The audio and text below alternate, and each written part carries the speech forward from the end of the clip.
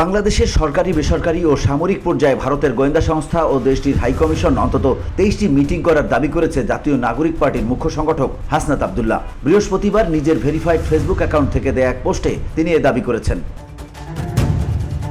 পোস্টে তিনি বলেন, শুধু এই মাসেই ভারতের গোয়েন্দা সংস্থা ও হাইকমিশন বাংলাদেশের সরকারি, বেসরকারি ও সামরিক পর্যায়ে অন্তত 23টি মিটিং করেছে।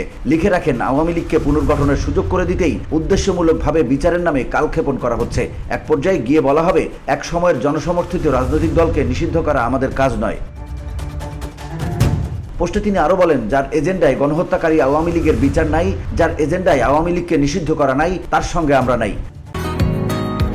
বসুন্ধরা, উত্তরা, বনশ্রী, কুড়িল ও বাড্ডা সহ রাজধানীর বিভিন্ন স্থানে অভিজাত ও অত্যাধুনিক মানের ফ্ল্যাট কেনার এক নির্ভরযোগ্য প্রতিষ্ঠান প্লেজেন্ট প্রপার্টিজ লিমিটেড।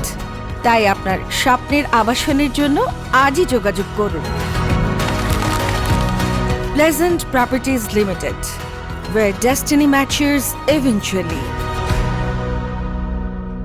এর আগের সরকারের সমালোচনা করে আরেক পোস্টে তিনি বলেন, খুনিকে দেশ থেকে নিরাপদে বেরিয়ে যাওয়ার সুযোগ দেওয়া হয়, পুলিশ আসামি ধরলেও আদালত থেকে জামিন দেওয়া হয়, শিরিন শারমিনকে রাষ্ট্রীয় তত্ত্বাবধানে বাসায় গিয়ে পাসপোর্ট করে দেওয়া হয়, দ্বিতীয় ট্রাইব্যুনাল জানুয়ারিতে হওয়ার কথা থাকলেও মে মাসে এসেও শুরু হয়নি। আর আপনারা বলছেন আওয়ামী লীগের বিচার করবেন। অন্তর্বর্তী সরকার এখন পর্যন্ত কি কি বিচার ও সংস্কার করেছেন, এমন প্রশ্ন তুলে ধরেন হাসনাত আব্দুল্লাহ।